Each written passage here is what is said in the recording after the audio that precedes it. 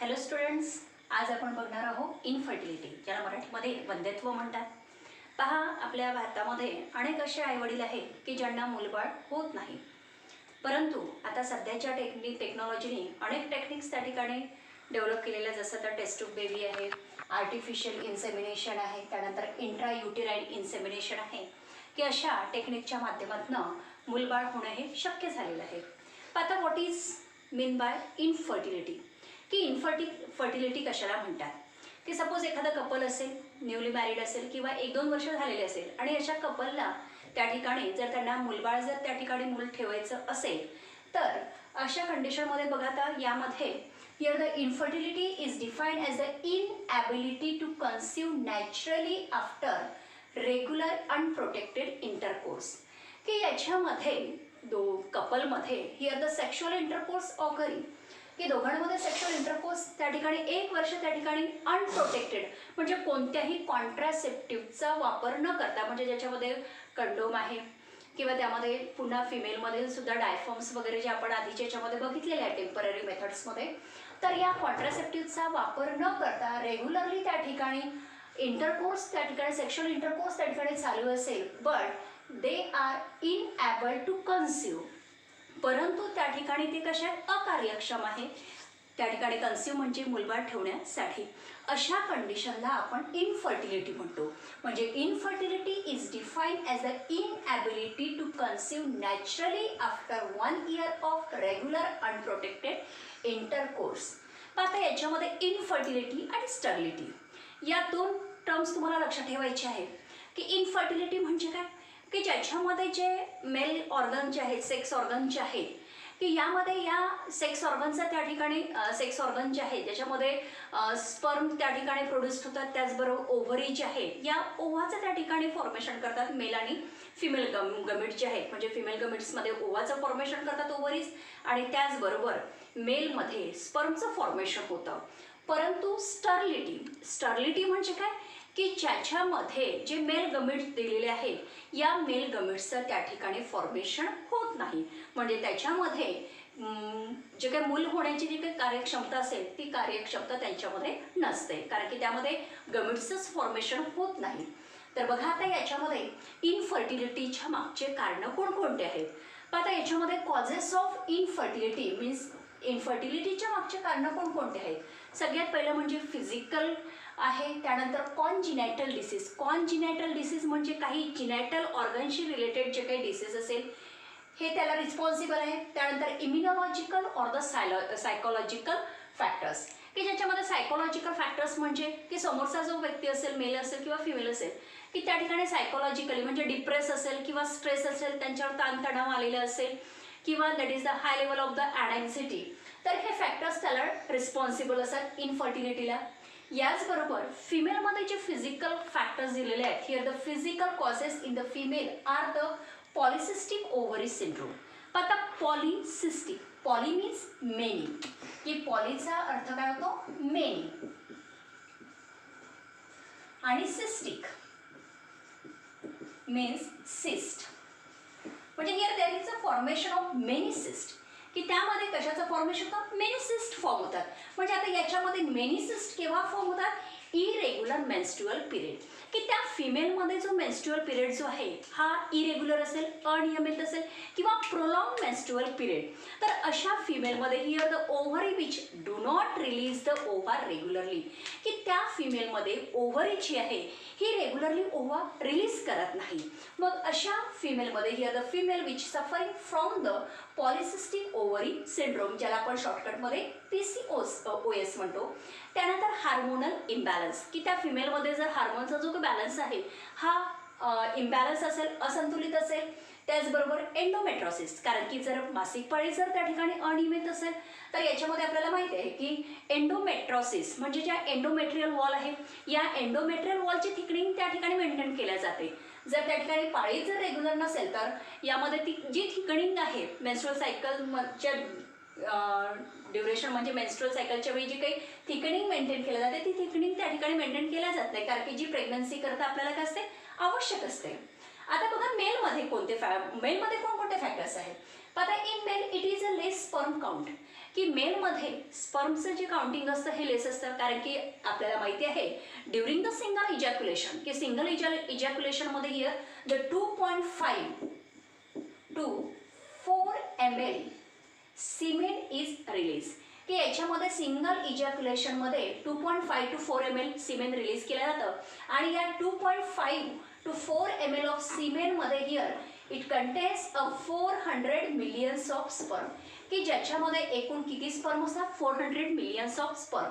पण यामध्ये ज्या व्यक्तीमध्ये इन्फर्टिलिटी असेल अशा मेलमध्ये here it is a less sperm count, की लेस म्हणजे स्पर्मचं जे काउंटिंग आहे हे कसं असेल, कमी असेल. त्याचबरोबर जे स्पर्म्स असतील हे वीक असतील. And small size of the penis, की पेनिसची साईज काय असेल, स्मॉल असेल. तर here these are the causes of the infertility in male and the female, की फिमेल आणि मेलमध्ये हे कारण आहेत इन्फर्टिलिटीचे. आता बिफोर द 1978, की 1978च्या आधी इनफर्टाईल कपल हॅड 2 ऑप्शन्स, की जे इनफर्टाईल कपल जे आहे त्यांच्यामध्ये फक्त 2 ऑप्शन होते. एक म्हणजे एक तर तुम्ही मूल दत्तक घ्या, आणि दुसरं म्हणजे एक तर चाइल्डलेस राहा. तर याच्यामध्ये टुडे आता सध्याच्या याच्यामध्ये जर आपण बघितलं तर इनफर्टाईल कपल्स, की जे इनफर्टाईल कपल्स आहेत की ज्यांना मूल हवं आहे, अशांना काही आपल्याला ऑप्शन्स दिलेले आहेत. Here, today the infertile couples have many options to have the child, की ज्यांना मूल हवं आहे अशा कपल्स करता सध्याच्या ह्याच्यामध्ये आपल्याला काही ऑप्शन्स दिलेले आहेत, ज्यामध्ये सगळ्यात पहिलं आहे फर्टिलिटी ड्रग्स, की फर्टिलिटी ड्रग्स दिल्या जातं, मेडिसिन्स दिल्या जातं. याचबरोबर दुसरं ऑप्शन आहे टेस्ट ट्यूब बेबीज. आता टेस्ट ट्यूब बेबीज म्हणजे काय, की ज्याच्यामध्ये आर्टिफिशियल त्या ठिकाणी फर्टिलायझेशन घडून आणलं जातं. फिमेलमधील एग्स आणि मेलमधील जे स्पर्म्स आहेत, here the sperms and the eggs are combined outside the body, ज्याला आपण इन विट्रो म्हणतो, की outside the body in a test tube or the glass plate, की टेस्ट ट्यूब किंवा ग्लास प्लेटमध्ये एग्स आणि जे स्पर्म आहे हे स्पर्म कंबाईन केलं जातं, and then it forms a zygote, की जे झायगोट फॉर्म होतं. Then after this the zygote which is transfer in to the fallopian tube, की जो कुठे ट्रान्सफर केला जातो, फॅलोपियन ट्यूब. त्याला आपण काय म्हणतो, टेस्ट ट्यूब बेबी म्हणतो. त्यानंतर आहे आर्टिफिशियल इन्सेमिनेशन, की यामध्ये सिमेन जे आहेत हे आर्टिफिशियली फिमेल रिप्रोडक्टिव्ह ट्रॅक्टमध्ये इंजेक्ट करणे. त्यानंतरची नेक्स्ट दिलेली आहे IUI म्हणजे काय, इंट्रा युटेराईन इन्सेमिनेशन, की याच्यामध्ये इंट्रा युटेराईन इन्सेमिनेशन जे आहे which is similar to artificial insemination, की आर्टिफिशियल इन्सेमिनेशन सारखीच आहे, परंतु या इंट्रा युटेराईन इन्सेमिनेशनमध्ये जे स्पर्म्स आहेत, here these sperms which are introduce in to the uterine cavity, की युटेराईन कॅव्हिटीमध्ये काय केल्या जातात, इंट्रोड्यूस केले जातात. त्यानंतर आहे सरोगेट मदर. आता सरोगेट मदरमध्ये काय होतं, की एखादी फिमेल असेल, या फिमेलमधील ओव्हा जे आहेत हे ओव्हा त्यामधनं काढले जातात. त्यानंतर स्पर्मसोबत त्याचं फ्युजन केलं जातं, आणि फ्युजन केल्यानंतर here there is a formation of the zygote, की झायगोटचं फॉर्मेशन त्या ठिकाणी होतं, आणि झायगोटचं फॉर्मेशन झाल्यानंतर here the zygote which is transfer in to the another female, की दुसऱ्या फिमेलमध्ये ट्रान्सफर केले जातात, की या फिमेलमध्ये बाळाच्या ग्रोथ आणि डेव्हलपमेंट करता जे एन्व्हायरमेंट असतं हे एन्व्हायरमेंट त्या फिमेलमध्ये असतं, आणि अशा फिमेलला किंवा त्या मदरला आपण काय म्हणतो, सरोगेट मदर म्हणतो. तर आता यामध्ये here the couple could be assisted to have the child through the certain special techniques which is commonly called as the assisted reproductive technologies किंवा ART, की याच्यामध्ये अनेक कपल्स आहेत, की ज्या कपल्सला मुलं हवी आहेत, मुलबाळ हवी आहेत, अशा कपल्सला अशा काही स्पेशल टेक्निक्सची त्या ठिकाणी असिस्ट केल्या जातात किंवा हेल्प केल्या जाते. त्या टेक्निक्सला असिस्टेड रिप्रोडक्टिव्ह टेक्नॉलॉजीज म्हणतात किंवा ART म्हणतात.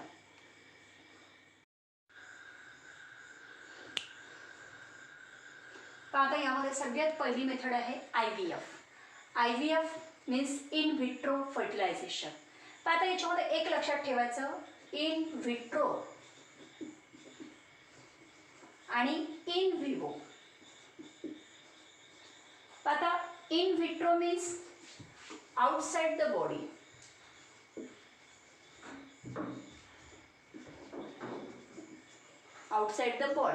आणि in vivo means within the body, म्हणजे बॉडीच्या आतमध्ये होत असेल तर त्याला आपण इन विवो म्हणू, आणि बॉडीच्या बाहेर जर होत असेल तर त्याला इन विट्रो म्हणतात. तर याच्यामध्ये here IVF means in vitro fertilisation. आता यामध्ये it is the process of fertilisation, की याच्यामध्ये फर्टिलायझेशनची प्रोसेस आहे की ज्याच्यामध्ये here the eggs combine with the sperm. याच्यामध्ये जे एग्स आहे here these eggs which combine with the sperm outside the body. आता इथे आपण जे फ्युजन घडून आणत आहोत हे कुठे घडून आणतो? Outside the body. म्हणजे याच्यामध्ये काय केलं आपण की स्पर्म घेतले, मेल गमीट घेतले, स्पर्म घेतले, त्याचबरोबर एग्स घेतलेले आहे.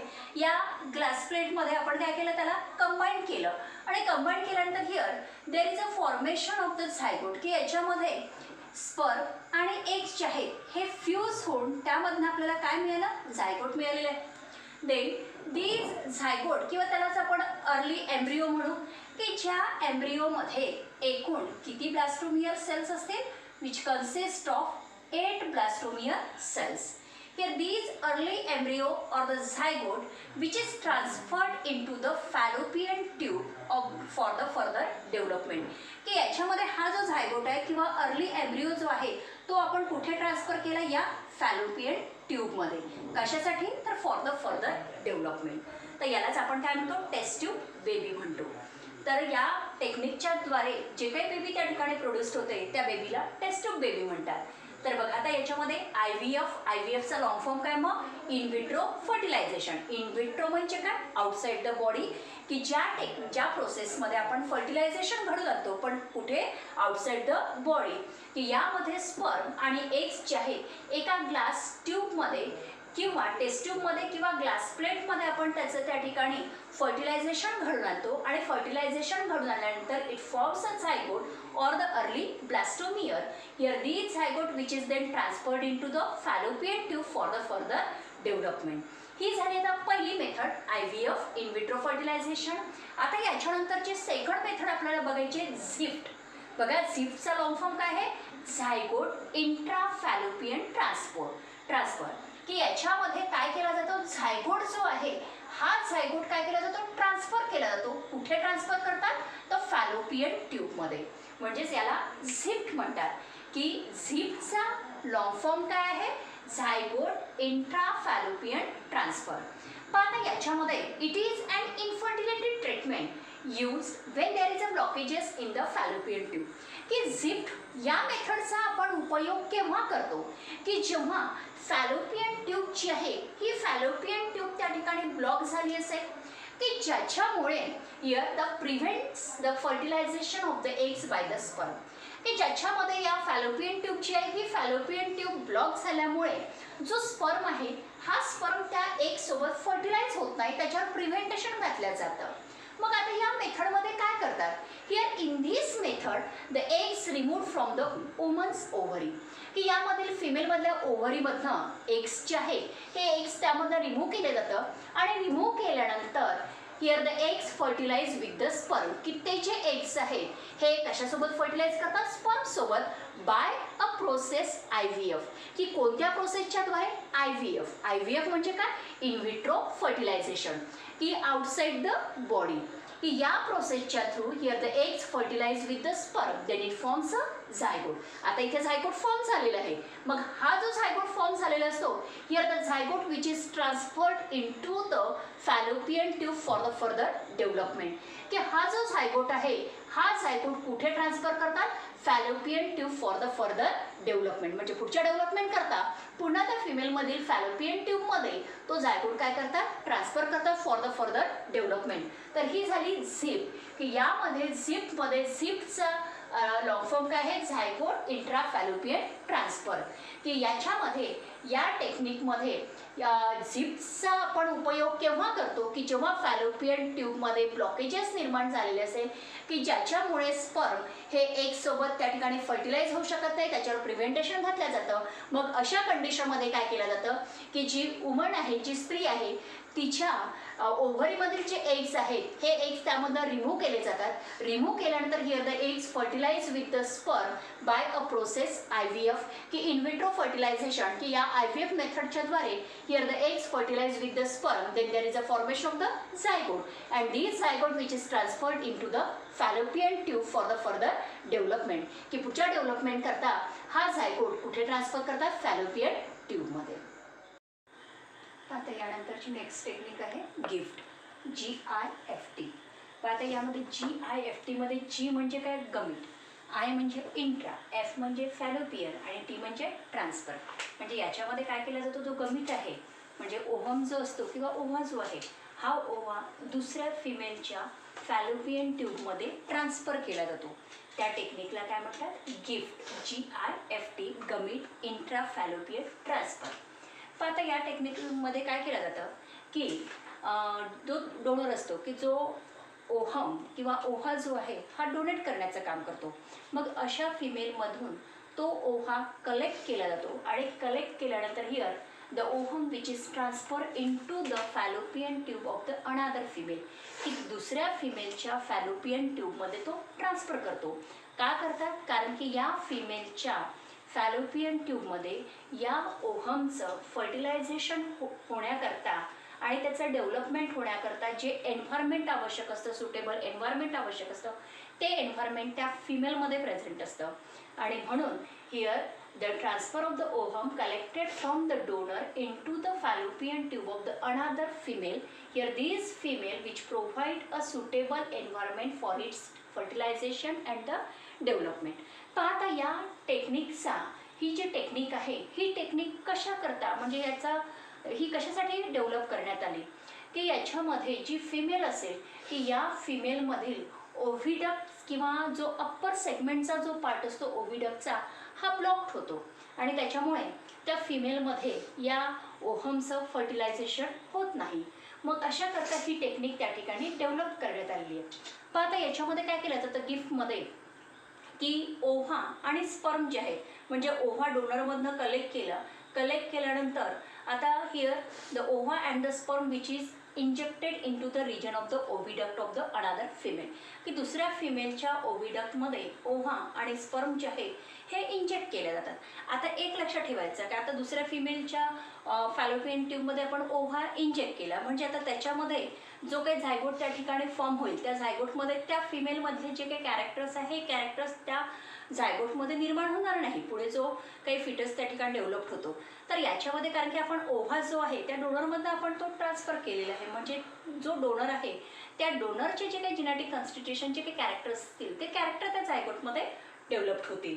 तर here the ova and the sperm which is injected in to the region of the oviduct, then the fertilization occurs, की त्यामध्ये ओव्हिडक्टमध्ये आपल्याला माहिती आहे ampulla is the site of the fertilization, की तिथे फर्टिलायझेशन होईल आणि फर्टिलायझेशन झाल्यानंतर here there is a formation of the blastocyst and then this blastocyst which enters in to the uterus, की तो जो ब्लास्टोसिस्ट आहे तो कुठे एंटर करतो, युटेरसमध्ये.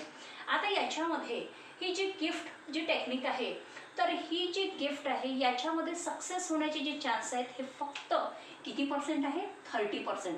म्हणजे यामध्ये या मेथडच्या द्वारे जर आपण त्या ठिकाणी झायगोट किंवा ब्लास्टोमियरचं म्हणजे त्या ठिकाणी ब्लास्टोसिसचं फॉर्मेशन जर आपण करत असाल तर यामध्ये या टेक्निकच्या द्वारे सक्सेस होण्याचे जे रेट आहे ते किती पर्सेंट आहे, फक्त 30% आहे. ही झाली आता गिफ्ट मेथड. आता याच्यानंतरची नेक्स्ट मेथड आहे ICSI. पाहता ICSI, आय म्हणजे इंट्रा, सी म्हणजे सायटोप्लाझमिक, एस म्हणजे स्पर्म आणि आय म्हणजे इंजेक्शन, की याच्यामध्ये here ICSI means the intra cytoplasmic sperm injection. पाहता याच्यामध्ये ही जी टेक्निक आहे हिअर द इन व्हिट्रो, म्हणजे ही ICSI जी टेक्निक आहे ही कशी आहे, इन व्हिट्रो. इन व्हिट्रो म्हणजे काय, आउटसाइड द बॉडी, की बॉडीच्या आउटसाईडला होते, म्हणजे याच्यामध्ये here the fertilisation which occurs outside the body. पाहता here ICSI is an in vitro fertilisation procedure, की इन विच की या प्रोसिजरमध्ये here the single sperm cell is injected directly in to the cytoplasm of an ovum in the laboratory, की याच्यामध्ये जो sperm cell आहे हा sperm cell which is directly injected in to the cytoplasm of an ovum in the laboratory, की लेबोरेटरीमध्ये ohm जो आहे हा ohm आपण एखाद्या ग्लास प्लेटमध्ये किंवा ग्लास ट्यूबमध्ये टेस्ट ट्यूबमध्ये आपण तो काढून ठेवलेला आहे आणि जो स्पर्म आहे हा स्पर्म काय केला जातो, त्याच्यात इंजेक्ट केला जातो. आता इंजेक्ट केल्यानंतर तो जो ओहम आहे which is directly injected in to the cytoplasm of the ovum, की ओहमच्या सायटोप्लाझममध्ये डायरेक्टली इंजेक्ट होतो. डायरेक्टली इंजेक्ट केल्यामुळे जो स्पर्म आहे, here this sperm has a naturally penetrate with the eggs, की त्या एगसोबत तो ॲक्च्युली का तो पेनिट्रेट होतो. आणि पेनिट्रेट झालं म्हणजे here there is a fertilisation, की त्या ठिकाणी का होतं फर्टिलायझेशन होतं and then it forms a zygote. म्हणजेच ही ICSI जी टेक्निक आहे ही कशी आहे मग इनव्हिट्रो फर्टिलायझेशन आहे. In vitro means that is the outside the body, की बॉडीच्या आउटसाईडला होते, की या मेथडमध्ये जो सिंगल स्पर्म सेल आहे हा single sperm cell which is directly injected in to the cytoplasm of the ovum, की ओहमच्या सायटोप्लाझममध्ये इंजेक्ट केला जातो आणि त्याच्यानंतर त्या ठिकाणी जो स्पर्म आहे हा स्पर्म त्या एगसोबत पेनिट्रेट होतो. ही झाली आता ICSI म्हणजे इंट्रा सायटोप्लाझमिक स्पर्म इंजेक्शन. यानंतरची नेक्स्ट टेक्निक आहे IUI. I means intra, U means uterine आणि आय म्हणजे insemination means intra uterine insemination. पण आता ही जी टेक्निक आहे here this technique is similar that of the artificial insemination, की IUI जे आहे which is similar that of the artificial insemination सारखीच आहे, की याच्यामध्ये फक्त आर्टिफिशियल इन्सेमिनेशन आणि IUI यामध्ये फक्त डिफरन्स असा आहे की या IUI मध्ये जे स्पर्म्स असतात here these sperms are introduce in to the uterine cavity instead of cervix, की सर्विक्समध्ये इंट्रोड्यूस न करता डायरेक्टली कुठे इंट्रोड्यूस केले जातात युटेराईन कॅव्हिटीमध्ये म्हणजे युटेरसच्या कॅव्हिटीमध्ये. तर हा महत्त्वाचा डिफरन्स आहे IUI आणि आर्टिफिशियल इन्सेमिनेशनमध्ये, की IUI मध्ये स्पर्म्स जे आहेत which are introduce in to the uterine cavity instead of cervix. तर ही झाली आता IUI म्हणजेच इंट्रा युटेराईन इन्सेमिनेशन. आता याच्यानंतरची नेक्स्ट आहे स्पर्म बँक किंवा सीमेंट बँक. आता स्पर्म बँक म्हणजे काय, की here it is a place, की एक अशी प्लेस आहे की ज्याच्यामध्ये स्पर्मचं कलेक्शन केलं जातं, त्यानंतर स्टोअर करतात and then provides a human sperm or the semen, की त्या ठिकाणी ते स्पर्म काय केले जातात प्रोव्हाइड्स केले जातात. म्हणजेच व्हॉट इज स्पर्म बँक, की sperm bank is a place which collect, stores and provides the human sperm or the semen. But here the semen is provided by the healthy males called as a sperm donors, की जो healthy mail, healthy म्हणजे काय, जो निरोगी व्यक्ती आहे, की या निरोगी व्यक्तीमधनं हे सिमेन्स प्रोव्हाइड केले जातात. मग जो प्रोव्हाइड करतो त्याला काय म्हणतात स्पर्म डोनर, म्हणजे तो काय करत आहे डोनेट करत आहे त्या बँकला. तर यामध्ये स्पर्म जे आहेत here these sperms which R stored in the sperm bank, की हे जे स्पर्म्स आहेत हे स्पर्म्स या स्पर्म बँकमध्ये स्टोअर्ड केले जातात by the cryopreservation method. कोणत्या मेथडच्या द्वारे, क्रायो प्रिझर्वेशन मेथड.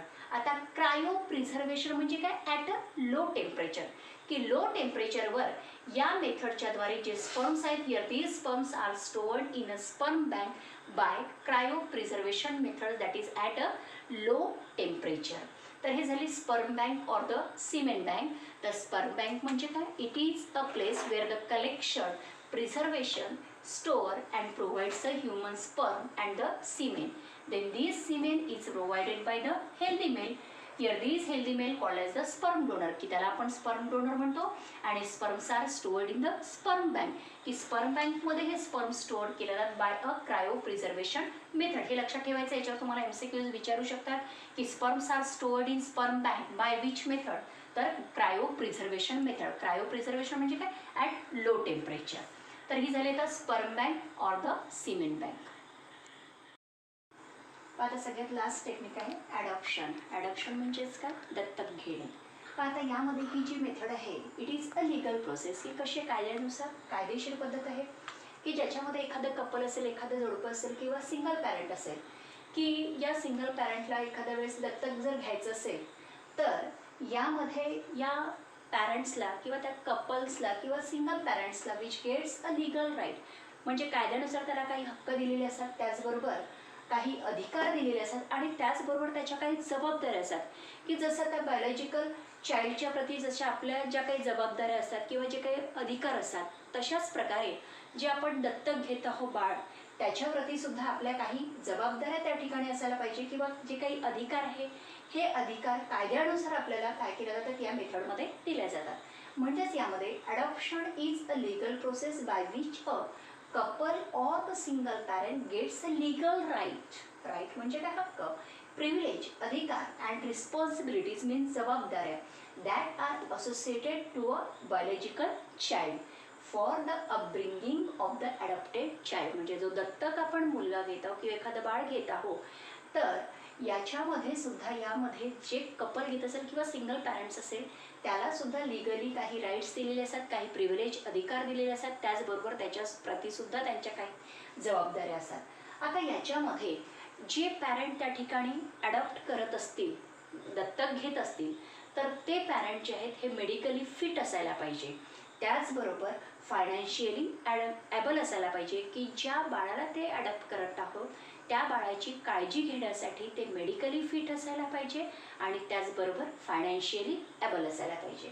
आता याच्यामध्ये जे पॅरेंट्स त्या चाइल्डला ॲडॉप्ट करत आहेत, दत्तक घेत आहेत, तर अशा पर्सनचं जे वय आहे हे ॲटलिस्ट 21 वर्ष असायला पाहिजे, ॲटलिस्ट 21 इयर्स ओल्ड असायला पाहिजे.